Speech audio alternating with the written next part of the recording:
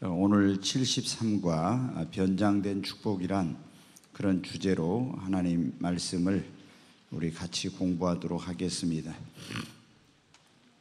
네, 이제 다윗이 하나님의 종인 사무엘 선지자를 통해서 이제 기름 부음을 받고 나서 왕이 되기 전에 이제 어떤 일들을 겪게 되는지 이제 쭉 지금 사무엘상 나오고 있습니다. 그런데 다윗이 기름 부음을 받기 전에는 큰 어려움이 없었어요. 그냥 무명의 사람으로 아버지 집에서 베들레헴에서 양을 치고 그렇게 이제 있었는데 하나님께서 선지자를 통해서 기름 부음을 이제 주시고 너는 장차 이 나라의 왕이 될 거다 이런 다음부터 이제 굉장히 큰 어려움이 찾아오게 됩니다. 그런데 이것은 하나님께서 다윗을 이제 앞으로 쓰시기 위해서 훈련하는 준비시키는 그런 이제 과정인 것입니다. 그래서 하나님이 쓰시는 사람들은 그냥 쓰시는 게 없어요. 다 그런 하나님의 쓰시기 합당한 그릇이 되도록 먼저 하나님이 빚으시는 훈련하는 그런 과정이 있습니다. 그렇게 해가지고 하나님께서 쓰시고 또 하나님이 복을 주실 때도 먼저 연단하고 또 훈련하고 그릇을 만들어 가지고 하나님께서 그에게 복을 주세요. 그래서 이제 예수님 믿는 사람들에게 어떤 환난이나 시련이 찾아오는 것은 우리가 죄를 지었을 때는 그게 징계이고 하나님의 진노이고 심판이지만 죄를 짓지 않았는데도 불구하고 내 삶의 시련과 고난이 찾아온 것은 하나님이 그 시련과 고난을 통해서 나를 하나님의 축복받게 또 쓰임받게 합당한 그릇으로 만드는 그런 과정인 것입니다. 그래서 우리가 이 그리스도인에게 있어서 고난은 변장된 축복이다 그런 말을 해요. 처음에 이게 고난이 올 때 왜 하나님께서 이런 고난을 주셨는지 모르는데 나중에 이제 고난을 통과하고 난 다음에 보니까 하나님이 나를 복을 주실 때 고난의 보자기에다가 축복을 담아가지고 그렇게 나에게 주시는 거였구나 하는 것을 이제 깨닫게 됩니다. 네, 이제 다윗이 사울왕이 하나님의 말씀을 불순종하고 성령이 떠나고 악신이 들려서 그에게 이제 막 그런 번뇌하게 만들고 고통을 주니까 누군가가 말했죠. 베들레헴에 있는 그 소년 다윗이 수금을 잘 타고 노래도 잘하고 말재주도 대단하고 용맹과 이런 것이 있으니까 그 소년을 데려와서 그가 수금을 타면 왕이 치료를 받을 것입니다. 그렇게 해가지고 이제 다윗이 와서 정말로 수금을 타니까 악신이 떠나가고 치유되는 그런 역사가 있어서 왕의 총애를 받아가지고 이 사울왕의 경호원이 되는 그런 이제 축복을 받게 됩니다. 그러다가 이제 왔다 갔다 이제 집으로 또 이렇게 베들레헴까지 왔다 갔다 하다가 전쟁이 벌어지잖아요. 그때 블레셋의 골리앗이라는 그런 장군이 이제 앞장 세워가지고 이스라엘을 침략을 했는데 누구도 그 골리앗 앞에 나가서 용감하게 싸울 그런 사람이 없었어요. 다 두려워 떨고 있을 때 다윗이 자기 형들 3명이 전쟁터에 나가 있어서 아버지의 심부름으로 그 안부를 알아보러 왔다가 이제 골리앗과 맞짱을 뜨는 거죠. 그래가지고 지난 시간에 말씀드렸던 것처럼 너는 칼과 창을 의지하고 오느냐 나는 만군의 여호와 이름으로 간다. 그래가지고 물맷돌로 이제 그 골리앗의 이마에 창통으로 그 돌로 던져서 이제 골리앗을 쓰러뜨리고 영웅이 이제 된 겁니다. 그런데 이제 그때 오늘 말씀에 보면 이제 다윗과 요나단은 사울왕의 아들인데 요나단이 우정을 맺는 그런 모습이 이제 나옵니다. 거기 사무엘상 18장 1절부터 이제 4절 한번 보겠습니다. 같이 읽습니다. 다윗이 사울에게 말하기를 마침에 요나단의 마음이 다윗의 마음과 하나가 되어 요나단이 그를 자기 생명같이 사랑하니라. 이제 다윗이 골리앗을 쓰러뜨리고 와서 사울 앞에 서서 네가 누구냐? 저는 뭐 베들레헴 사람 이세 아들입니다. 이런 쭉 그런 것들을 얘기하고는 있는데 요나단의 마음이 다윗의 마음과 하나가 되는 거예요. 그러면서 요나단이 다윗을 사랑하는 그런 마음이 이제 생겼습니다. 그래가지고 다윗과 우정을 맺게 되는데 계속 한번 보겠습니다. 그날에 사울은 다윗을 머무르게 하고 그의 아버지의 집으로 다시 돌아가기를 허락하지 아니하였고, 계속 요나단은 다윗을 자기 생명같이 사랑하여 더불어 언약을 맺었으며, 요나단이 자기가 입었던 겉옷을 벗어 다윗에게 주었고 자기의 군복과 칼과 활과 띠도 그러하였더라. 그날 이제 왕자인 요나단이 보니까 다윗이 정말 너무나 훌륭한 그런 청년으로 보여요. 믿음도 있고, 그가 나가서 골리앗과 싸우는 그런 모습을 봤잖아요. 그래서 왕자인데도 불구하고 이 목동이었던 다윗에게 자기의 군복을 벗어서 주고 이렇게 하면서 이제 언약을 맺고 친구가 되기로 이렇게 한 거예요. 여러분, 나중에 이제 보면은 이 요나단이 다윗의 인생에 있어서 얼마나 어려울 때마다 큰 그런 도움을 주는 친구였는지 모릅니다. 여러 번 위기가 있었는데 그때마다 또 낙심하면 또 위로해주고 정말 좋은 친구였습니다. 잠언에도 보면 이 좋은 친구는 먼 그 친척보다 더 낫다, 멀리 있는 친척보다 낫다, 그런 말씀이 있어요. 여러분, 우리가 예수님 믿는 사람들이 주님 안에서 좋은 믿음의 친구를 이렇게 갖는 것은 굉장한 축복입니다. 여러분이 어려울 때 내 마음을 터놓고 와서 그걸 다 이야기하고 그렇게 할 수 있는 친구가 있는가 한번 보십시오. 그런 사람이 있어야 돼요. 그래서 내가 어려울 때 가서 기도 부탁하고 내게 힘이 되어줄 수 있는 이런 친구. 물론 우리가 예수님께서 우리의 가장 좋은 친구지만은 우리가 이렇게 사람 사이에서도 이런 좋은 친구가 있어요. 그럼 좋은 친구는 어때요? 늘 나에게 힘이 되고 또 도움이 되고 또 기도해주고 내가 잘못된 길로 갈 때 그것을 잘못된 길로 가지 않도록 붙잡아주고 이렇게 할 수 있잖아요. 여러분, 오늘 여기 있는 여러분들에게 다윗에게 요나단 같은 좋은 친구가 있었듯이 여러분에게도 이런 믿음의 친구들이 있기를 바랍니다.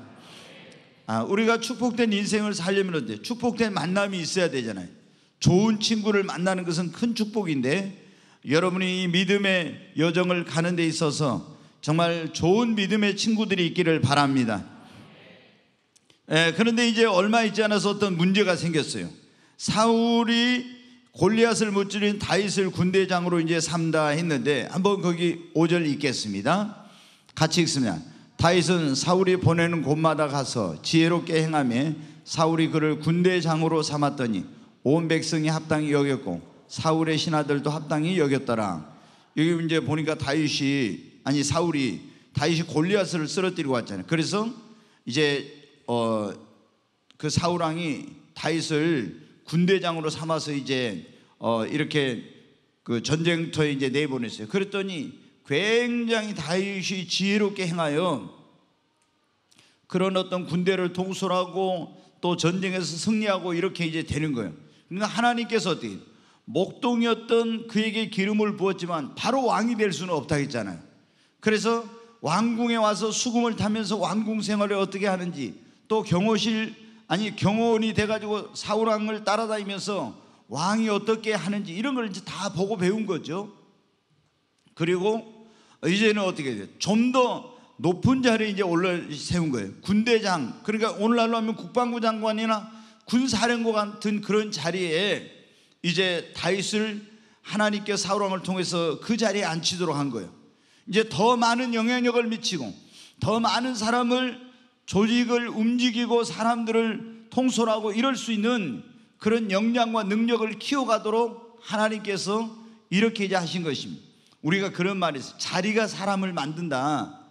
어떤 자리를 맡게 되면 그게 부족한 사람도 그 일을 감당하기 위해서 이렇게 하다 보면요, 그런 사람이 된다는 거예요. 그래서 하나님께서 장차 이스라엘의 왕이 되어야 되기 때문에 이제 다윗을 높여서 군대장으로 이제 삼으신 것입니다. 하나님께서 우리도 어떻게 하면 작은 일에 충성하면 큰 일을 맡깁니다. 그래 하나님께서 본격적인 이제 어떤 게 하는 거예요? 들판에서 양을 치던 그를 왕궁으로 불렀고 이제 하나님께서 훈련을 시작하신 거예요. 본격적인 이스라엘의 왕이 되기 위한 훈련을. 그런데 이제 큰 문제가 생겼습니다. 어떤 사울이 다윗을 시기하는 그런 문제가 생긴 거예요. 자, 18장 6절부터 한번 같이 읽겠습니다. 같이 읽습니다. 무리가 돌아올 때 곧 다윗이 블레셋 사람을 죽이고 돌아올 때 여인들이 이스라엘 모든 성읍에서 나와서 노래하며 춤추며 소고와 경세를 가지고 왕 사울을 환영하는데, 여인들이 뛰놀며 노래하며 이르되 사울이 죽인 자는 천천요 다윗은 만만이로다 한지라. 네, 여러분 어떻게 이제 골리앗을 쓰러뜨리고 또 군 사령관이 된 다윗이 가서 곳곳마다 놀라운 승리를 거두고 이제 그 대적들을 다 물리치고 난 다음에 어때 이제 사울 왕과 다윗과 이스라엘 군대들이 이제 다시 승전하면서 이제 돌아오고 있는 겁니다. 그래서 승전에서 오는 군인들을 열렬히 환영하는 그런 환영 행사가 이제 벌어졌어요. 군인들은 퍼레이드를 하고, 그런데 여인들이 나와서 막 경세와 소고와 이런 걸 가지고 열렬히 춤을 추면서 노래하면서 환영을 하는 겁니다. 아마 다윗은 아직 결혼하지 않은 그런 총각이어서 아마 이스라엘 많은 그런 젊은 아가씨들의 마음에 그 소문을 듣고 굉장히 아마 흠모의 대상이 됐을 거예요. 그래서 많은 사람들이 나와서 열렬히 환영을 하는데 뭐라고 노래를 부릅니까? 사울이 죽인 자는 천천히요 다윗은 만만이로다. 이야, 예. 그러니 이제 어떻게 됐어요? 8절 보겠습니다. 그래서 사울이 그 말에 불쾌하여 심히 노하여 이르되 다윗에게는 만만을 돌리고 내게는 천천만 돌리니 그가 더 얻을 것이 나라 말고 무엇이냐 하고 9절까지요.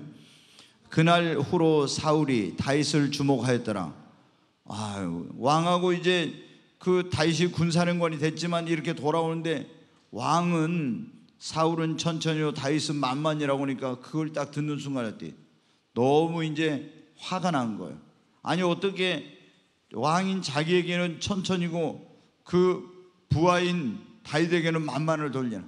굉장히 이제 그 안에 어떤 시기심이, 질투심이 그 안에 작동하게 되고, 혹시 이제 사울의 마음속에 그런 거예요.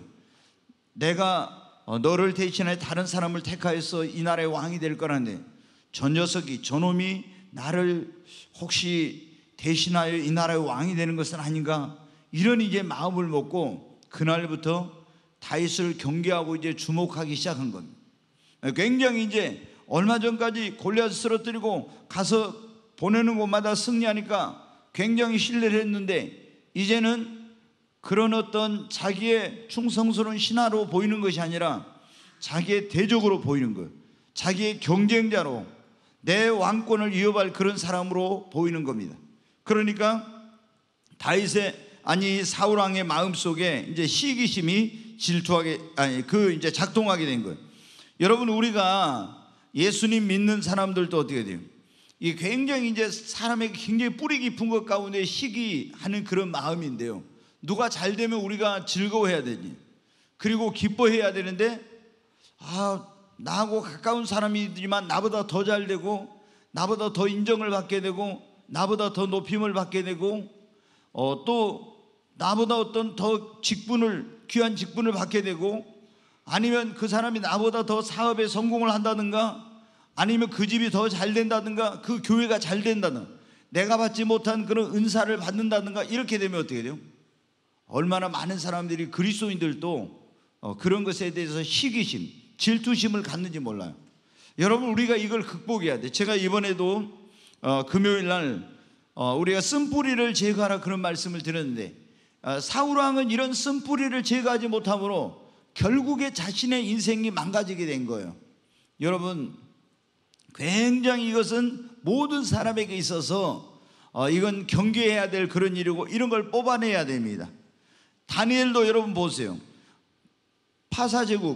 바사제국의 그 수석 총리로 다리오 왕이 임명하려고 할 때 그걸 시기하는 사람들이 다리오 왕에게 가서 한 달 동안 왕에게 왜 누구에게 뭘 구하는 사람은 사자굴에 집어넣자 했잖아요. 뭘 하기 위해서요?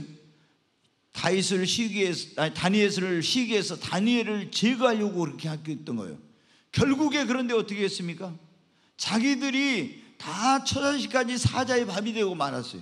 이 시기 질투심은 결국에 자신을 파멸로 이끌어가는 그런 것입니다. 사실 여러분 어떻게 돼요? 사탄이 왜 사탄이 됐습니까? 원래 천사장 루시퍼가 모든 천사들 가운데 가장 아름답고 가장 그런 높은 천사였어요. 근데 이 천사장 루시퍼가 내가 하나님과 비기리라 교만하고 하나님이 모든 우주 만물로부터 피조물로부터 영광 받으신 것을 시기해가지고 내가 북극의 그 하나님의 보좌 위에 나의 보좌를 두리라 이러면서 있잖아요.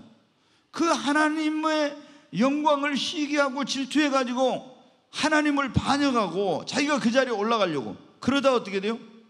천사장 루시퍼가 쫓겨나서 마귀가 된 것입니다. 여러분 우리도 굉장히 이런 것을 경계해야 돼요. 그 18세기에 유명한 영국의 런던에 세 목사님이 있었어요. 그 이제 목회자들도 책을 보면 그런 게 나와요. 유명한 아주 설교의 황태자라고 불리는 그런 스펄전 목사님, 그리고 영국 국교의 존 라일이라고 하는 유명한 또 목사님이 있어요. 그리고 이제 거기에 또 한 버금가는 맥카브런이라는 이런 목사님이 있었어요. 근데 이 목사님이 보니까 스펄전이 얼마나 설교를 대단하게 잘하는지, 존 라일 목사님도 마찬가지예요. 굉장히 그 맥카브런이 자기도 교회가 부흥하지만 너무나 그분들의 그런 어떤 명성과 부흥과 이런 것이 막 희귀 질투심이 나는 거예요. 그래가지고 하나님 제발 좀 뭐 이런 그 교회가 부흥한다면은 기뻐하고 즐거워해야 되는데 많은 영혼이 구원받으니까 그게 아니라 막 계속 시기심이 생기는 거예요. 그래서 하나님 제발 제게서 이런 마음을 제해주세요도 안 되는 거예요. 이렇게도 안 되고 저렇게도 안 되다 이제 나중에 이 목사님이 깨달은 거예요. 어떻게 했냐면 스펄전 목사님의 그 교회를 하나님께서 더 축복해 주시고 더 부흥케 해주세요. 라헬 목사님이 그 목회하고 있는 교회를 더 하나님께서 부흥케 해주시고 축복해 달라고 이렇게 하니까 비로소 어떻게 돼요? 그분의 고백에 의하면은 그때야 비로소 시기심 질투심이 없어졌대요. 그리고 목회하면서 어떤 영적인 자유함을 얻게 되고 하나님께서 그때부터 그 목사님의 교회도 더 놀라운 부흥을 주셨다는 그런 그 고백이 있어요. 여러분 우리가 다른 사람이 잘 될 때 그 사람을 축복해야 됩니다. 막 시기해가지고 시기하면 보통 어떻게 돼요? 깎아내리려고 해. 막 계속 어떤 부정적인 말하게 돼요. 그러면 결코 나 자신이 잘 되지 못하는 거예요. 자, 이 사울왕은 정말 나라를 구했잖아요. 다윗이. 그러니까 많은 사람들이 영웅 대접을 하고 그를 이렇게 높일 때 그거를 그냥 시기하지 않았으면 좋았을 건데 시기하게 되므로 어떻게 돼요? 이제 자신을 망가뜨리게 된 거예요. 자, 4번에 한번 같이 읽습니다. 자신의 권좌에 위협이 될 거라고 생각한 사울 다윗을 죽이려고 하다. 이제 시기심이 질투심이 발동해가지고 어떻게 해? 이제 안 되겠구나. 저놈을 저대로 놔뒀다가는 내가 아무래도 내 권좌가 위험이 안 되겠어. 그래서 다윗을 죽여야 되겠다고 이제 마음을 먹은 거예요. 자, 10절부터 한번 보겠습니다. 그 이튿날 하나님께서 부리시는 악령이 사울에게 힘있게 내리매 그가 집안에서 정신없이 떠들어대므로 다윗이 평일과 같이 손으로 수금을 타는데 그때 사울의 손에 창이 있는지라. 자, 이제 보니까 악령이 임했어요. 그러니까 악령이 임하면 막 번뇌하고 혼미케 되고 막 그리고 정신없는 거예요. 그러니까 다윗이 가서 어떻게 했어요? 수금을 이제 탔어요. 그리고 수금을 타면은 악령이, 그러니까 여러분 뭐예요? 수금을 타고 다윗이 찬양을 하니까 이스라엘의 찬송 중에 그 하시는 하나님의 영이 임한 겁니다. 그러면 악령이 떠나가. 그러니까 사울이 나왔는데 이제 사울이 지금 악령이 내려가지고 막 굉장히 번뇌하고 고통스러워하고 막 떠들고 이러니까 다윗이 그것을 보고 수금을 타는데 사울의 손에 창이 있었어요. 이제 어떻게 하는지 보세요. 자, 11절 같이 읽습니다. 그가 스스로 이르기를 내가 다윗을 벽에 박으리라고 사울이 그 창을 던졌으나 다윗이 그의 앞에서 2번 피하였더라. 네, 시기심 때문에 결국에는 뭐가 틈탔어요? 악령이, 마귀가 틈을 탄 거예요. 악령이. 그래가지고 그 충성스러운 자신을 위해서 지금 수금을 타고 있는 그 사람을 향해서 창을 던지고 피하니까 또 던지고 이렇게 했잖아요. 자, 계속 한번 보겠습니다. 여호와께서 사울을 떠나 다윗과 함께 계심으로 사울이 그를 두려워한지라.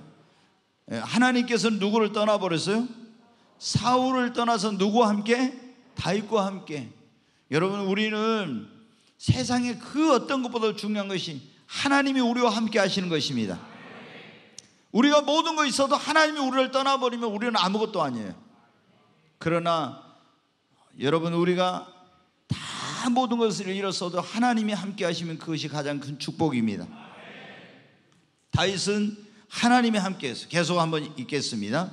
그러므로 사울이 그를 자기 곁에서 떠나게 하고 그를 천부장으로 삼음에 그가 백성 앞에 출입하며, 여기 보니까 가만히 보니까 사울이 죽이려고 했는데 두 번이나 피했죠. 근데 보니까 사울이 봐도 어떻게 돼요?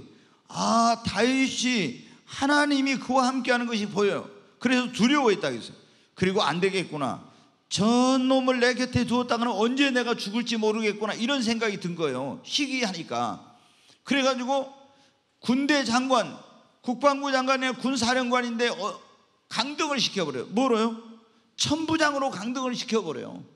여러분, 그럼 지금으로 말하면 한 대대장급, 이제 연대장은 안 되고 대대장급 정도, 그 정도 10부장, 50부장, 100부장, 1000부장 있잖아요. 근데 1000명의 군인을 지휘하는 군사령관에서 수십만 명의 군인을 지휘하는 그런 사람에서 대대장급으로 강등을 시켜버리는 거예요. 이야, 왜? 이 군대 장관의 자리에 놔두면은 그 군인들 가지고 쿠데타를 일으키거나 반역을 하면은 자기가 감당할 자신이 없는 거예요. 그러니까 안 되겠다. 아니 지가 대대장쯤 돼봤자 쿠데타 일으켜봐야 군인들이 얼마나 자기 휘하에 많았는데 그건 아무것도 아니거든. 근데 군사령관이거나 국방부 장관이면 쿠데타 일으키면 왕이지만 자기가 감당하기 어려운 거예요. 그래서 완전히 강등을 시켜버린 거예요. 그러나 여러분 어때요? 그를 천부장으로 삼며 그가 백성 앞에 출입하며, 다윗은 어떻게 내가 보세요. 14절 계속 보겠습니다. 다윗이 그의 모든 일을 지혜롭게 행하니라 여호와께서 그와 함께 계시니라. 여러분 어떻게, 어떤 사람은 이제 강등되면 어떻게 하겠어요? 너무 속이 상해가지고 하나님 이럴 수 있습니까 하면서 이렇게 자기에게 맡겨준 일을 소홀히 할 수 있는데, 군사령관에서 천부장으로 강등을 했는데 다윗은 그의 모든 일을 지혜롭게 행한 것, 원망 불평하지 않았어. 어떤 환경과 어떤 처지에 어떤 그런 그에게 신분이 주어지든 간에, 그리고 여호와께서 그와 함께 계셨습니다. 여러분, 하나님께서 우리를 쓰실 때 있잖아요.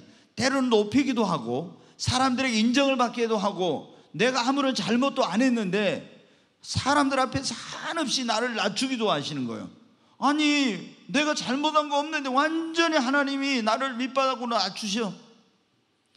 그리고 굉장히 좋은 환경 속에 있던 나를 아주 어려운 환경 속으로 집어넣고 이렇게 막 해요. 이게 다윗을 여러분 하나님께서 어떻게 다 지금 이렇게 훈련을 시키는, 훈련을, 오직 모든 것을 하나님의 손에 있다는 거. 아멘. 어떻게 보면 굉장히, 군대 장관에서 천부장이 됐으니까 엄청난 망신을 당한 거잖아요. 그런데 그래도 다윗은 어떻게 해요? 그런 것에 대해서 개의치 않고 자신의 맡겨진 그런 일을 묵묵히 최선을 다했습니다. 여러분, 하나님께 그것이 굉장히 중요한 거예요. 우리가 어떤 직분을 받든 안 받든, 또 내가 더 어떤 중요한 일을 하든 안 하든, 내게 맡겨진 그 일이 이거는 중요한 일이니까 더 열심히 하고, 이거는 좀 작은 일이니까 소홀히 해도 그게 아니에요. 여러분, 하나님은 그것을 다 보고 계시는 것입니다. 자, 이제 다윗을 강등시키고 이렇게 이제 죽이려고 하다가 실패한 이 사울왕이 이번엔 다윗을 죽이려는 또 다른 그런 술책을 씁니다. 그게 이제 거기 사무엘상 18장 17절부터 나오는데, 어떤 술책을 쓰는지 한번 보겠습니다. 같이 읽습니다. 사울이 다윗에게 이르되 내 맏딸 메랍을 내게 아내로 주리니 오직 너는 나를 위하여 용기를 내어 여호와의 싸움을 싸우라 하니. 여기 보니까 도저히 이제 사울이 많이 생각한 것 같아요. 저놈을 그대로 뒀다가는 내 왕위가 이태놓으니까 안 되겠다. 내 딸을 줘가지고 사위로 삼아가지고 전 녀석이 그 올무에 들게 해가지고 도저히 나를 배반할 수 없도록 만들어야 되겠다, 이런 이제 술책을 쓴 거예요. 그래서 네가 여호와를 위하여 싸움을 싸우라, 이렇게 이제 한 거예요. 사실은 여러분 어떻게 진작 딸을 줬어야 돼. 자기가 블레셋하고 군대하고 싸울 때 골리앗 장군이 나와서 막 소리 지르면서 외치면 다 벌벌 들고 아무도 나가서 싸울 사람이 없을 때 사울이 뭐를 했어요? 포상금을 내걸었잖아요. 저 골리앗을 쓰러뜨리는 사람에게는 내 딸을 주겠다고, 사위를 삼겠다고 그때 약속했어요. 포상금을 주고 세금도 다 면제해 준다겠죠. 근데 딱 골리앗을 쓰러뜨리고 나니까 언제 그랬느냐는 듯이 완전히 그걸 여러분 어떻게 돼요? 약속을 안 지킨 거예요. 이러면 안 되죠. 왕이 약속을 안 지켜. 그리고 이제 어떻게 돼요? 다윗이 너무 영웅적인 그런 대접을 받고 인기가 높아지니까 군사령관에서 강등시키고 죽이려고 해도 못 죽이니까 이번에 어떻게 해요? 또 자기 딸을 이제 아내로 주겠다고 이제 해가지고, 여기 보니까 사울이 다윗을 불러가지고 내 맏딸 메랍을 내게 아내로 주리니, 이렇게 말하죠. 이게 천부장이 왕의 그런 딸 공주하고 결혼을 해가지고 왕의 사위가 된다는 것은 얼마나 그 당시 큰 영광인지 대단한 거죠. 지금 뭐 대통령하고는 비교가 안 되는, 그때는 왕이 절대적인 권력을 가지고 있을 때니까. 그래서 너는 나를 위하여 대신 용기를 내서 여호와의 싸움을 싸우라 그래요. 계속 그 다음 구절 한번 보겠습니다. 이는 그가 생각하기를 내 손을 그에게 대지 않고 블레셋 사람의 손을 그에게 대게 하리라 함이라. 네가 내 사위가 되라. 그런데 사위가 되려면 네가 가서 블레셋 사람과 싸워. 그러면 내가 내 딸을 너에게 주고 너는 내 사위가 되라고, 이렇게 이제 한 거예요. 지금 사위로 삼으려고 하는, 딸을 주고 사위로 삼겠다는 목적이 뭐예요? 전쟁을 가서 하도록 해가지고 블레셋 사람의 손에 다윗을 죽게 만들려고 지금 그런 술책을 쓰고 있는 거예요. 네, 거기 보니까 이는 그가 생각하기를 내 손을 그에게 대지 않고 블레셋 사람의 손을 그에게 대게 하리라 함이라 그랬죠. 여기 나오네. 자, 그 뒤에 보겠습니다. 같이 읽습니다. 다윗이 사울에게 이르되 내가 누구이며 이스라엘 중에서 내 친속이나 내 아버지의 집이 무엇이게 내가 왕의 사위가 되리까 했더니, 왕의 사위가 된다는 건 대단한 거잖아요. 그래서 왕의 사위가 되려면 뭡니까? 원래 지참금을 내야 돼. 그때 남자들이 여자하고 결혼을 하려면 그때 지참금을 다 내야 되거든요. 그런데 나는 집이 가난하고 내 친족과 우리 집도 별 볼 일 없는 그런 집안인데 내가 어떻게 왕의 사위가 될 수 있습니까? 이렇게 하는 거예요. 자, 계속 보겠습니다.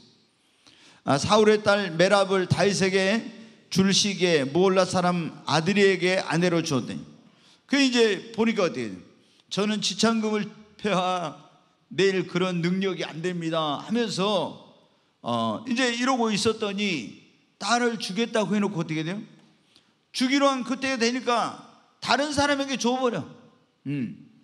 하여튼 뭐 이 사울 왕이 대단하죠.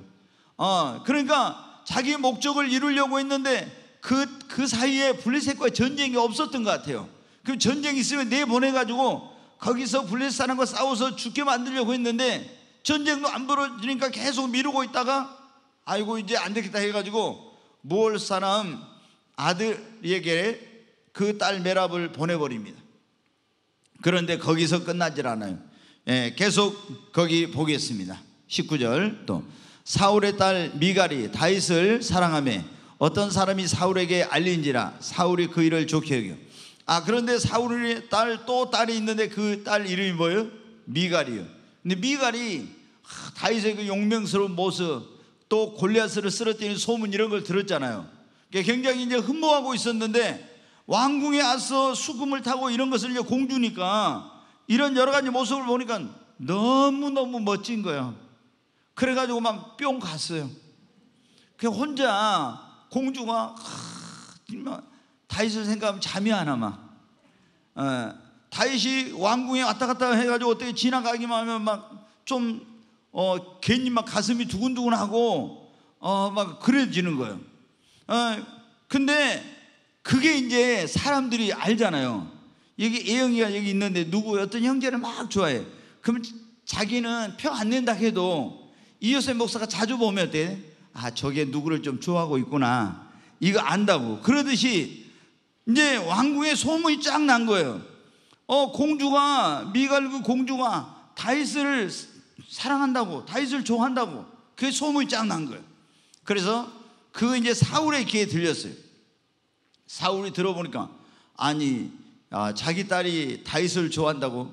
그러면 어떻게 돼요? 야, 다윗을 그냥 다윗에 불러가지고 내 딸이 너를 좋아한다고 하니까 내 딸과 결혼해라 하면 좋을 건데, 이거를 또 있잖아요, 다윗을 제거하기 위한 그런 목적으로 이제 이용해 보려고요. 그 일을 좋게 여겨서, 자 21절 보겠습니다. 스스로 이르되 내가 딸을 그에게 주어서 그에게 올무가 되게 하고 블레셋 사람의 손으로 그를 치게 하리라 하고, 이에 사울이 다윗에게 이르되 네가 오늘 내 사이가 되리라, 이런 거예요. 아니, 이제 어느 날 다윗을 불렀습니다. 다윗이 사울왕 앞에 갔어요. 그랬더니 사울왕이 내가 딸을 너에게 이제 주겠다고 이렇게 하면서 네가 다시 내 사위가 되라, 그런 거예요. 그런데 여기에 다윗을 좋아해가지고 아니라 뭐 하기 위해서요? 그 딸을 다윗에게 주어가지고 올무가 되게 하고 블레셋 사람의 손으로 그를 치게 해서 죽게 하려고 한다는 겁니다. 굉장히 아주 나쁜 사람이죠.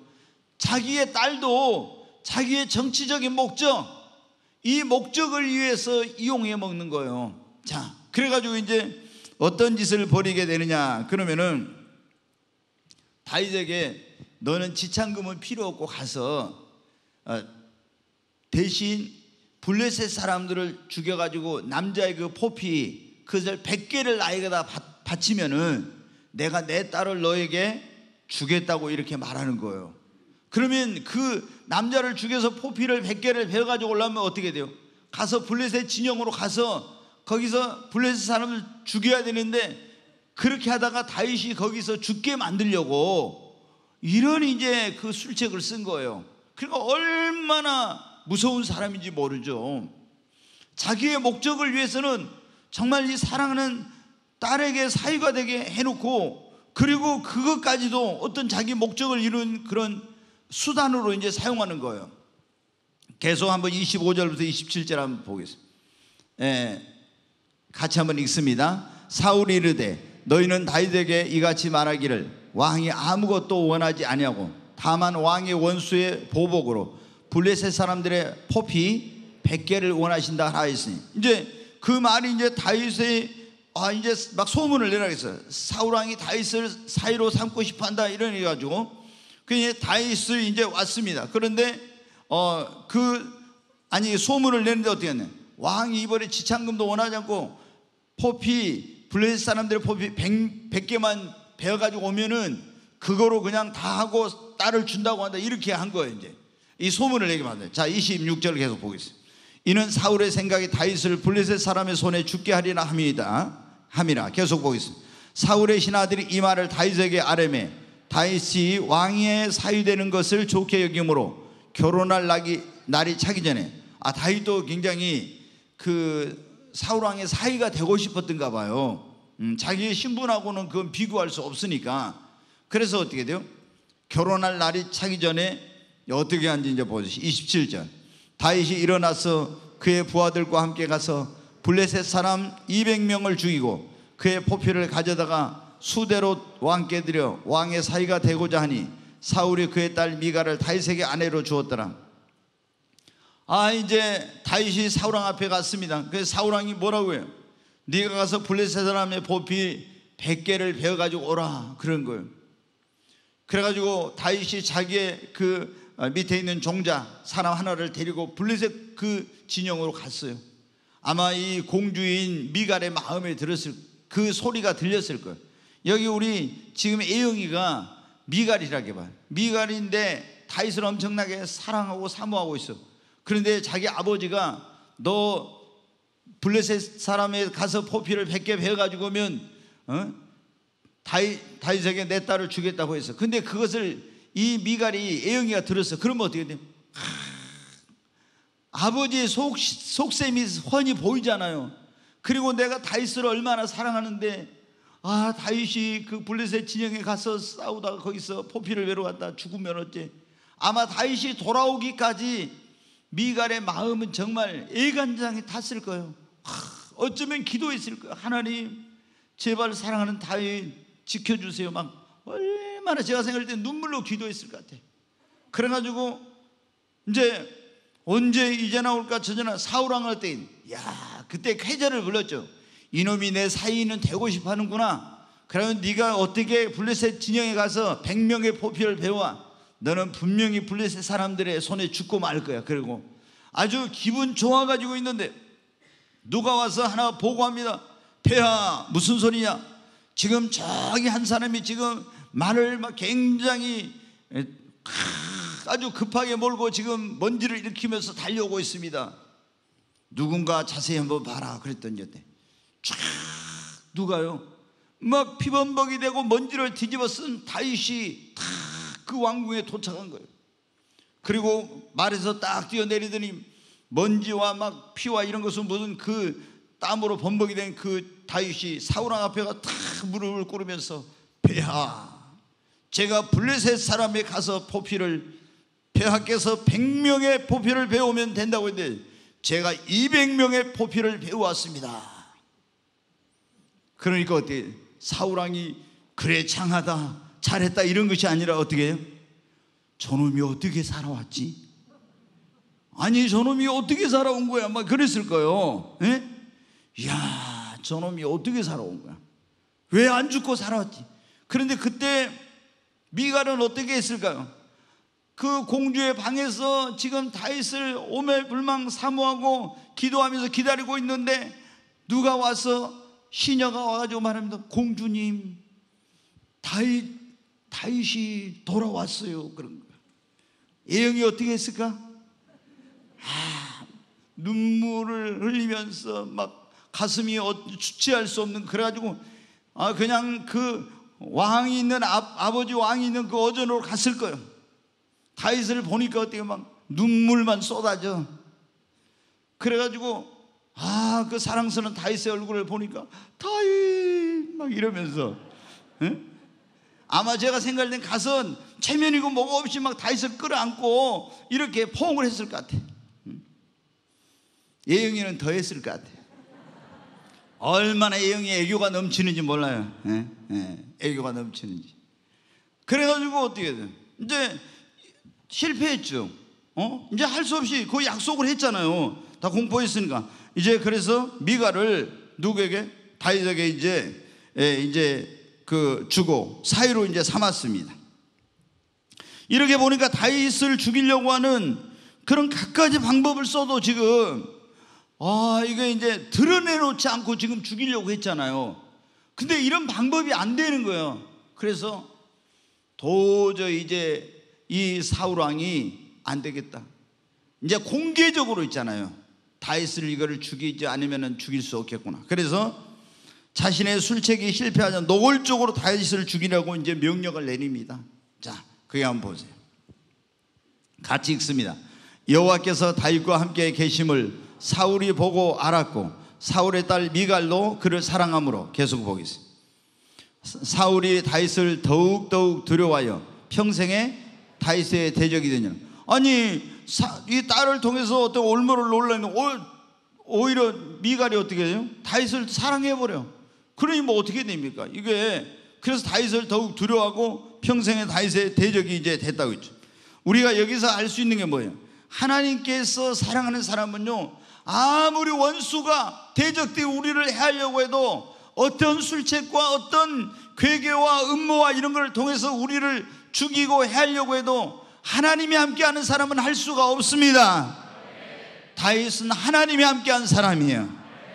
네, 하나님이 함께한 사람은 그 누구도 어떤 방법으로도 여러분이 해할 수 없어요. 그래서 시편 23편에 다윗이 그렇게 고백했잖아요. 내가 사망의 음침한 골짜기로 다닐지라도 해를 두려워하지 않는 것은 주께서 나와 함께 하심이라. 여러분, 우리에게 가장 예수 안 믿는 사람에게 최고의 복은 예수 믿는 거예요. 예수 믿는 사람에게 최고의 복은 하나님이 우리와 함께 하시는 임마누엘의 복입니다. 예, 이게 최고의 복이에요. 예수 믿는 사람은 하나님이 함께하는 거. 아니 내가 아무리 좋은 집에 별걸 다 가지고 있어도 하나님이 함께하지 않으면 무슨 의미가 있습니까? 그러나 내가 여러분 월세방에 단칸방에 살아도 내가 깍두기만 먹고 있어도 여러분 어떻게 하나님이 함께하면 그 사람 그곳이 천국입니다. 네, 이제 노골적으로 다윗을 죽이려고 이제 하죠. 계속 한번 보겠습니다. 같이 읽습니다. 블레셋 사람들의 방백들이 싸우러 나오면 그들이 나올 때마다 다윗이 사울의 모든 신하보다 더 지혜롭게 행하며 이에 그의 이름이 심히 귀하게 되니라. 야, 보니까 하나님이 함께 하니까 하나님께서 지혜를 주십니다. 여기 보면 다윗 블레셋 사람들의 방백들이 싸우러 나오면 처음에 전쟁을 안 하고 어떻게 하냐면 협상을 해.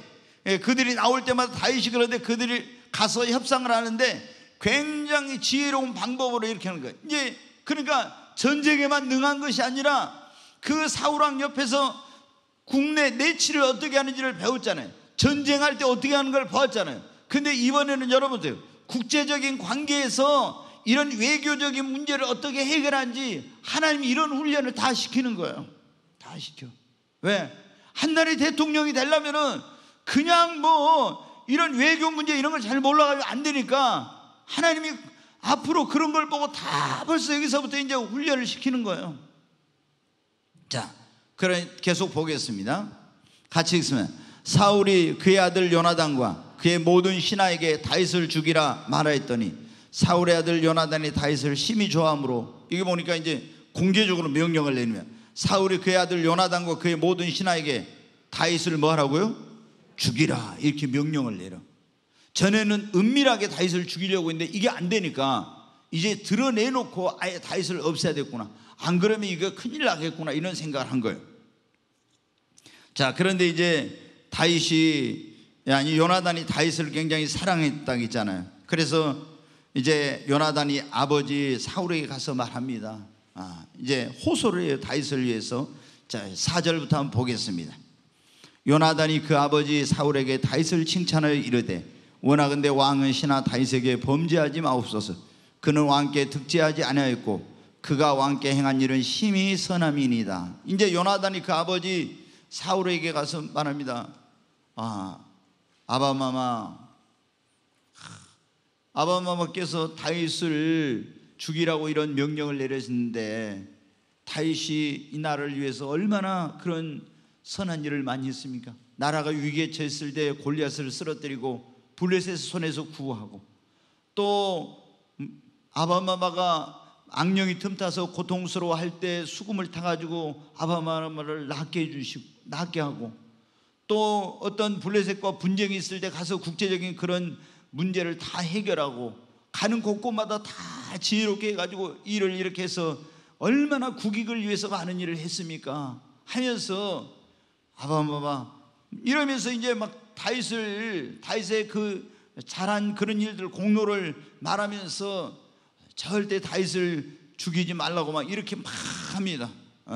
그가 선한 일만 했지 않냐고. 그러니까 이제 보세요. 5절을 계속 보세요. 그가 자기 생명을 아끼지 않고 블레셋 사람을 죽였고 여호와께서는 온 이스라엘을 위하여 큰 구원을 이루셨으므로 왕이 이를 보고 기뻐하셨거늘 계속 어찌 까닭 없이 다윗을 죽여 무죄한 피를 흘려 범죄하려 하시나이까. 그러면 백성들도 여론이 다 폐하를 떠나게 될 것입니다.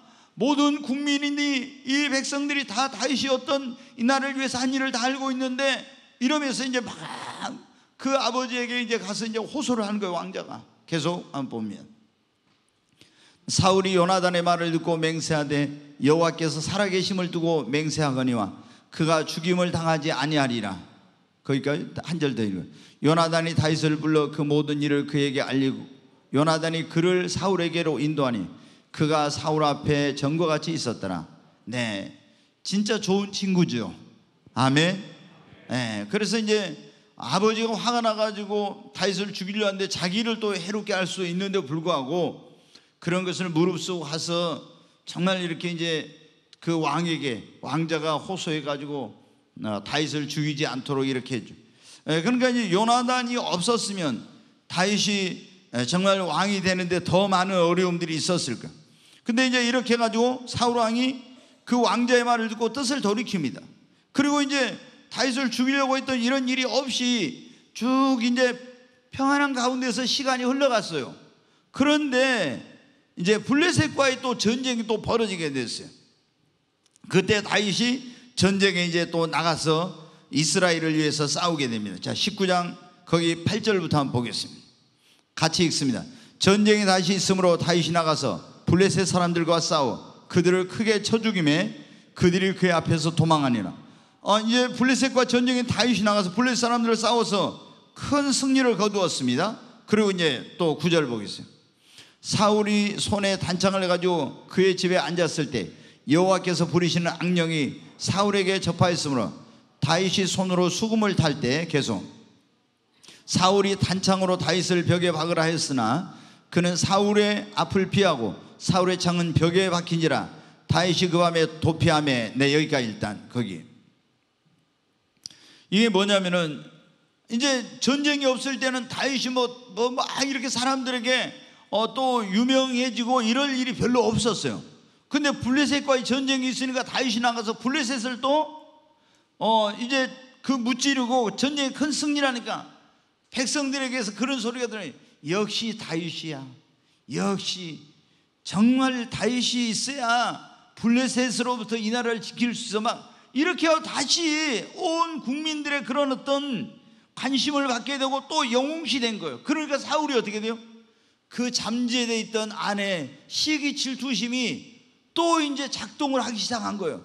그래가지고 악령이 틈타가지고 막 괴롭게 하는데 다윗이 수금을 타고 있는 창을 가지고 다윗을 또 죽이려고 한 거예요. 왜?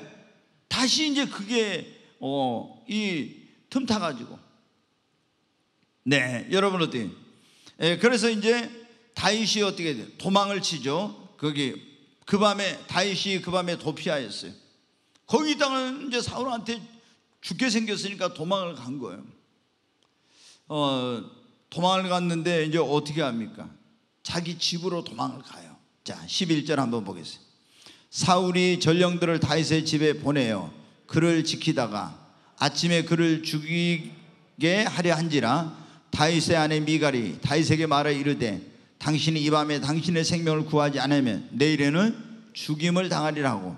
다윗이 이제 어떻게 왕 앞에서 왕궁에서 도망쳐가지고 어디로 갈까 고민을 많이 했죠. 그러다가 이제 자기 집으로 도망을 갔어요.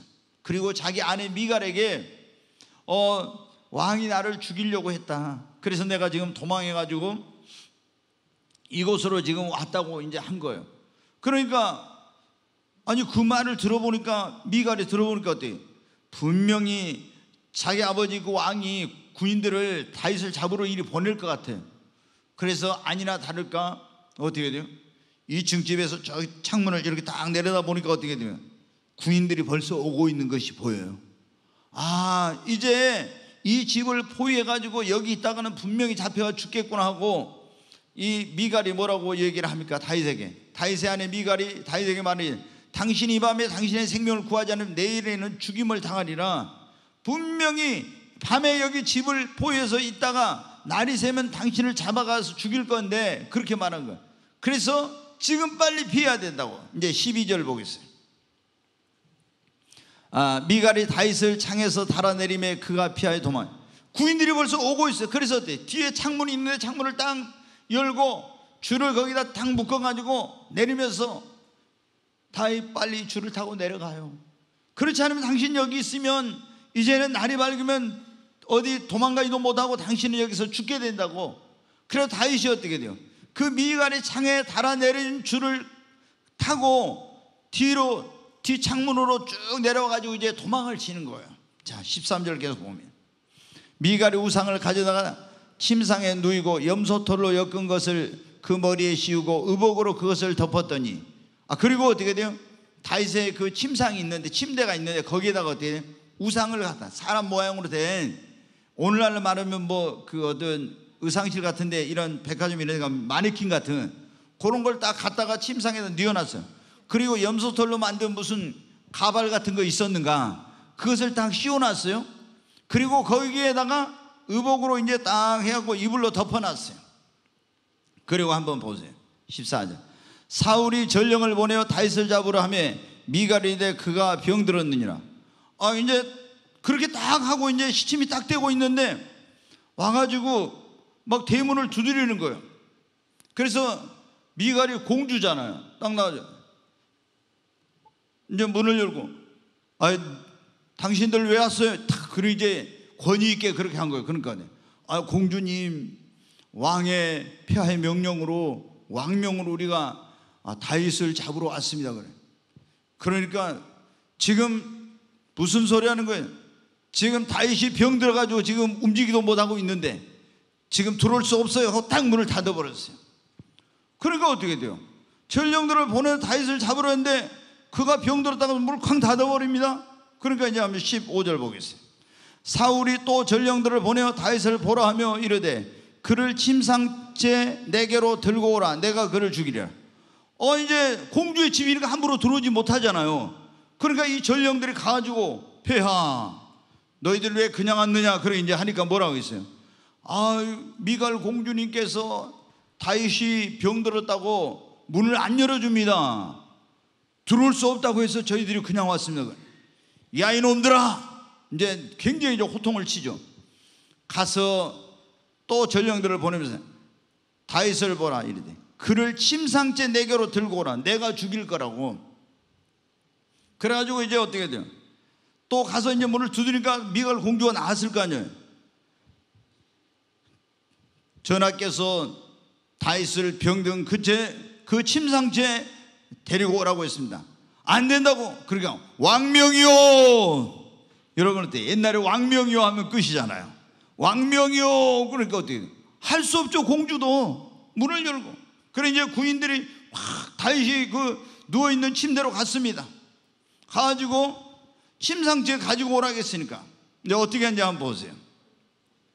전령들이 들어가 본 적 침상에는 우상 있고 염소털로 엮은 그것이 머리에 있었더라. 계속 사울이 미갈에게 이르되 이제 너는 어찌하여 이처럼 나를 속여 내 대적들을 너를 피하게 하였느냐. 이제 이게 지금 무슨 말이냐면은 이제 이게 뭐냐면은 덮어놨으니까 다윗이 진짜 병 들어가지고 있는 줄 알았어요. 그 군인들이 가서 어떻게 침상을 딱 들었어요. 보니까 아니 가볍지 가벼워. 사람이면 이게 좀 뭐 할 건데 가볍지 가벼워. 그래 이게 이상한 거예요. 그리고 이렇게 떠들어 보니까 어떻게 해요? 우상에다 그 염소돌로 해놓은 거예요. 그래가지고 이제 사울이 화가 나가지고 공주를 불러오라 했어요. 이 못된 것이 이런 짓을 했구나 하고. 그래서 이제 사울이 공주를 미갈을 불러오라 해서 너는 어찌하여 이처럼 나를 속여 내 대적을 놓여 피하게 하였느냐. 이러니까 미갈이 뭐라고 하니까 사울에게 대답하니 그가 내게 이르기를 나를 놓아 가게 하라. 어찌하여 나로 너를 죽이게 하였느냐 하더이다 하니라. 나로 도망가게 하라. 그렇지 않으면 내가 너를 죽일 거라고 하니까 할 수 없이 그렇게 했습니다. 이렇게 한 거예요. 네. 지금 보면은 미갈이 지혜로 다윗의 뭐를 구했어요? 생명을 구했어요. 그러니까 하나님은 보면은 때로는 요나단을 통해서 다윗을 하나님께서 지켜주셨고 어려움에서 건져주셨고 때로는 그 아내를 하나님께서 통해서 지혜를 줘가지고 그 다윗의 생명을 거기서 위경 가운데서 건져주셨죠. 하나님이 사랑하는 사람, 하나님이 함께한 사람은 어려울 때 돕는 자를 보내주십니다. 그래가지고 그 집에서 도망친 다윗이 어디에 갈 곳이 없네. 그래서 어디로 가요? 라마라는 곳에 사무엘 선지자가 그때도 살고 있었어요. 라마 나요시라는 집인데 거기는 라마라는 그 지방에 집을 이렇게 쫙 지어가지고 이 집을 여러 채 지어가지고 거기서 사무엘 선지자가 노년을 어떻게 보내고 있냐. 이제 선지 생도들을 키우고 말씀을 가르치고 이러면서 이 혼란과 어려움에 빠진 나라를 구하기 위해서 제사장인 그 사무엘이 이제 그런 일을 하고 있었어요. 근데 다윗이 어떻게 해요? 이제 집에서 도망쳐 나가지고 어디 갈 곳이 없는 거예요. 가만히 생각하니까 네가 왕이 될 거라고 기름을 붓던 사무엘 선지자가 생각이 나는 거예요. 사무엘 선지자에게 가서 내가 이런 어려운 얘기를 하고 영적인 지도를 받으리라 하고는 라마의 그 나요시라고 하는 사무엘 선지자가 있는 그곳으로 이제 도망을 가게 됩니다. 거기 19장 18절 한번 보겠습니다. 같이 읽습니다. 다윗이 도피하여 라마로 가서 사무엘에게로 나가서 사울이 자기에게 행한 일을 다 전하였고 다윗과 사무엘이 나요스로 가서 살았더라. 이제 거기 다윗이 도피하여 라마로 갔잖아요. 그리고 사울이 자기를 죽이려고 했던 그런 일을 다 전하면서 다윗과 사무엘이 나요스에서 이제 살았어요. 여러분, 우리가 이제 이런 걸 굉장히 자신에게 기름을 붓고 왕이 될 걸 예언한 영적인 아버지잖아요, 사무엘이. 그래서 상담도 하고 영적인 지도를 받기 위해 갔습니다. 우리도 어려운 일이 있을 때 어디로 가야 돼요? 우리에게는 라마 나육 같은 곳이 어디면 교회입니다. 아멘. 교회 와서 주의 종을 만나서 위로도 받고 상담도 하고 이렇게 영적인 지도를 받아야 됩니다. 우리는 그러잖아요. 라마 나얏이 어디 또 특별한 곳이 있는 거 아니에요. 바로 교회가 우리에게는 오늘 라마의 나얏입니다. 이것은 굉장히 이제 우리에게 시사하는 그런 의미가 큰 거예요. 그래서 나도 이런 어려움이 있을 때 정말 어떻게 해야 될까, 이걸 딱 생각을 하세요. 다윗이 어려울 때 어떻게 라마 나얏, 그 영적인 멘토가 있는 그곳, 상담할 수 있고 지도해 줄 수 있고 이런 곳으로 갔잖아요. 내가 정말 어떤 큰 인생의 위기와 어려움을 만났을 때 하나님의 교회로 달려와야 됩니다. 아멘. 여기서 하나님께 기도하고 또 영적인 지도를 받고 상담도 하고 이렇게 해야 되는 것입니다. 네. 근데 이제 그 소식이 어떻게 돼요? 라마의 나얏에 있다는 그 말이 사울 왕에게까지 이제 그것이 전해지게 됐어요. 그러니까 사울이 이제 어떻게 하는지 보십시오. 19장 19절부터 보겠습니다. 같이 읽습니다. 어떤 사람이 사울에게 전하여 이르되 다윗이 라마 나얏에 있더이다 하며, 하여튼 꼭 이런 사람들이 있어요. 예. 거기 몰래 가서 숨어가지고 있는데 꼭 또 하여튼 이상한 첩자들이 하나씩 있어요. 꼭 하여튼 그래가지고 이제 알려준 거예요. 그러면 사울이 어떻게 돼요? 라마 나얏에 다윗이 있다고 하니까 그대로 두겠어요? 그래서 사울이, 같이 읽습니다. 20절. 사울이 다윗을 잡으러 전령들을 보냈더니 그들이 선지자 무리가 예언한 것과 사무엘이 그들의 수령으로 선 것을 볼 때 하나님의 영이 사울의 전령들에게 임하며 그들도 예언한지라. 사울이 이제 어떻게 했어요? 라마 나얏에 있다니까, 자기가 그날의 왕이니까 군인들을 보낸 거예요. 전령들을 잡아오라. 그래서 갔습니다. 가서 보니까 거기 선지자 무리, 선지학교가 있어가지고 거기서 예언하고 사무엘이 그들의 이제 그 수령으로 서서 하나님 말씀을 가르치고 이렇게 하는데, 그 전령으로 보낸 그들에게 하나님의 뭐가 임해요? 영이 임해버려요. 영이 임해요. 그러니까 그들이 하나님의 영이면 선지자의 무리라는 거면, 선지자는 다른 말로 예언자란 말이에요. 그러니까 그 예언자들이 쭉 모이는 곳이니까 거기에 무슨 영이 충만하냐? 하나님의 영 가운데 예언의 영이 충만한 것입니다. 그러니까 예언의 영이 충만한 곳에 사울의 군인들이 가니까 그들에게 뭐가 임해버려요? 예언의 영이 임한 것입니다. 그러니까 그들도 뭐네요? 예언을 해. 그러니까 여러분, 우리 교회 오면 어떻습니까? 다 우리는 거의 90%, 아마 90% 이상인지 모르겠는데 다 방언을 하잖아요. 그럼 방언에 여기 본 사람들이 거의 다 방언을 하니까 방언의 은사를 안 받은 사람들이 와서 여기서 같이 통성으로 기도하면 어떻게 돼요? 방언 은사 구하지도 않는데 갑자기 혀가 돌아가면서 막 이렇게 된다든가, 혀가 꼬부라져. 그러면서 방언이 터지는 그런 역사가 있는 거예요. 왜? 여기에 그런 그 영이 충만하기 때문입니다. 그래서 우리가요, 성령 충만 받는 것이, 어떤 성령 충만함을 강조하지 않는 교회에서는요, 혼자 기도해 가서 성령 충만 받으려면 그렇게 어려워. 근데 성령 충만한 사람들이 같이 모여서 기도하잖아요. 그럼 금방 성령 충만해집니다. 아멘.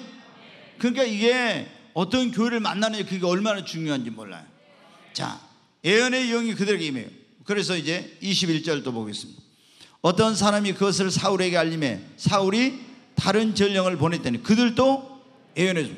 아니, 예언하고 잡아온 거잖아요. 못 잡아와. 성령이 여러분 있잖아요, 강권적으로 임하면은 내 마음대로 내 의지가 안 돼. 그래서 저희가 이제 그걸 경험했어요. 98년 7월 26일 날, 24일 날 하늘이 열리고 제가 이제 하나님을 만나고 성령이 임했는데, 26일이 주일이었는데 여기서 이제 11시 예배 됐을 때 하늘에서부터 쫙 구름 같은 게 내려오더라고요. 강단에 섰는데. 그런데 위에서부터 쫙 밑에까지 무슨 옷을 입히듯이 구름이 쫙 이렇게 하더니 제가 느끼기에 자물쇠를 머리에 딱 채운 것 같은 느낌이 들어요. 그러니 딱 이렇게 보니까 어때요? 아, 여기 A형이 왔구나, A형이 왔구나, 이렇게 사람 다 보이는데요, 내 자유의지로 마음대로 안 돼. 내 의지로. 그러니까 11시부터 시작한 예배를 오후 4시까지 5시간 하죠. 내 의지로 하면은 저 사람들 밥 먹으러 가야 되는데, 할 일도 있을 건데, 화장실 가야 될 건데, 이렇게 생각하면서 어때? 제가 어떻게 4시까지 5시간 하겠어요? 못하지. 근데 내 마음대로 중단이 안 돼요. 그냥 완전히 성령이 사로잡아가지고 해버리니까는 자유의지가 작동이 안 돼. 자유의지가. 그래가지고 성령이 역사하면 강권적으로 이렇게 임하면은 내 자유의지대로 안 되는 걸 그걸 알겠더라고요. 그러니까 얼마나 그런 역사가 강이라. 제가 한 3년 정도는, 그리고 저쪽에 이제 교회당 그때 있을 때, 성령 임했을 때 예배 때마다 그런 경험을 한 거예요. 딱 말씀을 전하고 이렇게 문을 열고 딱 들어오잖아요. 그러면 제가 구름 위에 걷는 것 같아요. 한 3년 넘게 그랬어요. 구름 위에. 그래가지고 구름 위에 걸으니까 몸이 제 느낌에 다른 사람이 볼 때는 모르지만 비틀비틀하면서 꼭 쓰러질 것 같아요. 그래서 제가 저기서 강당까지 걸어올 때 힘을 주면서 흔들리지 않고 가려고 막 이렇게 하면서, 그런데 그 발걸음 한 걸음 한 걸음 내딜 때 구름 위를 걷는 것 같더라고. 완전히 이건 내 마음대로 안 되는 거예요. 딱 밖에서는 멀쩡했는데 여기만 딱 들어오면은 딱 그렇게 되는 거예요. 그러니까 막 말씀도 이게 그때는 말씀을 지금같이 이렇게 한 게 아니라 모든 말씀을 주님이 딱 주신대. 아니 예배 10분 전, 5분 전, 어떨 때는 지금 찬양하고 있는데 말씀을 주세요. 그러면은 말씀 어디 몇 장 몇 절 제목만 딱 받아가지고 딱 내려와요. 뭐 생각할 틈도 없어. 그래가지고 성경 딱 펼치면은요, 하나님의 말씀이 이렇게 딱 전하고 있네. 막 계시가 확 빛의 속도로 막 굉장히 말씀에 막 계시가 빛의 속도로 오는. 그러니까 그 제목 가지고 말씀 1시간 동안 전해도 다 못 전하고 할 수 없이 그냥 중간에 말씀을 끊어. 거의 모든 예배 때마다 말씀을 내가 전하고자 하는 말씀을 다 못 전하고. 왜? 그렇게 말씀이 막 계속 계시가 오더라고요. 그래서 제가 이걸 알아요. 이 사람들이 왜 자기들 마음대로 잡으러 갔는데 잡도 못하고 성령 임해가지고 예언만 하고, 그 3번째 또 보냈잖아요. 보냈더니 그들도 예언하고 성령 임해가지고 못 잡아오는 거예요. 그래서 이번에는 사울왕이었더니 이 비영신 같은 것들 내가 가서 잡아가지고 와야지. 그걸 하나 못 잡아가지고 그리고 자기가 잡는다고 있잖아요. 자기가 전령들 데리고 자기가 잡으러 옵니다. 그게 이제 나와요. 한번 보겠습니다. 같이 읽으면, 이에 사울도 라마로 가서 세구에 있는 큰 우물에 도착하여 물어 이르되 사무엘과 다윗이 어디 있느냐 이렇게 물어봐요. 어떤 사람이 있는데 라마 나요스에 있나이다. 계속 보겠습니다. 사울이 라마 나요스로 가니라. 하나님의 영이 그에게도 임하시니 그가 라마 나요스에 이르기까지 걸어가며 예언했다. 아니 사울이 무슨 선지자도 아닌데 그에게도 하나님의 영이 임하니까 예언의 영이 임해가지고 그도 걸어가면서 뭘 해요? 계속 예언을 해. 자, 계속 보겠습니다. 그가 또 그의 옷을 벗고 사무엘 앞에서 예언을 하며 하루 밤낮을 벗은 몸으로 누워있더라. 그러므로 속담에 이르기를 사울도 선지자 중에 있느냐 하더라. 아니 사무엘 앞에 가서 대선지자 앞에서 뭘 해요? 또 예언을 해. 예언을 하면서 하루 밤낮, 그냥 밤낮으로 벗은 몸으로, 이게 왕의 왕복 있는데 다 벗고 거기서 누워가지고 예언을 하고 있으니 이게 뭐예요? 그러니까 하나님이 완전히 사울을 어떻게 돼요? 낮추는 거예요. 너 이래도 정신 못 차릴래? 하나님께서 이제 이렇게 하신 거예요. 그런데도 사울은 나중에 보면 어떻게 돼요? 깨닫지를 못해. 우리가 여기서 알 수 있는 것은 여러분 어떻게 돼요? 하나님의 영이 충만한 하나님의 영이 충만한 또 사람들과 함께, 그런 교회에 함께하면 우리에게도 하나님의 영이 임합니다. 그리고 여기에 보면 우리가 그걸 알 수가 있어요. 하나님의 영이 충만한 그곳에 있게 되면요, 하나님의 영으로, 하나님의 능력으로 보호를 받습니다. 다윗이 하나님의 영이 충만한 곳에 있으니까 사울이 다윗을 죽이기 위해서 구인들을 보내고 또 보내고 또 보내고 자기가 잡으러 갔지만 어떻게 돼요? 하나님의 영이 충만한 곳에 있으니까 하나님의 권능과 능력으로 보호를 받았어요. 여러분, 여러분이 하나님의 영으로 충만한 교회, 하나님의 영으로 충만한 사람들과 함께하면 하나님의 권능으로 여러분을 해하려고 하는 그런 무리와 원수와 대적들, 사고 재난으로부터 하나님의 권능으로 보호함을 받게 되는 것입니다. 그래서 우리는 항상 성령 충만한 교회, 성령 충만한 사람들과 함께 있어야 됩니다. 네, 오늘은 여기까지만 하겠습니다.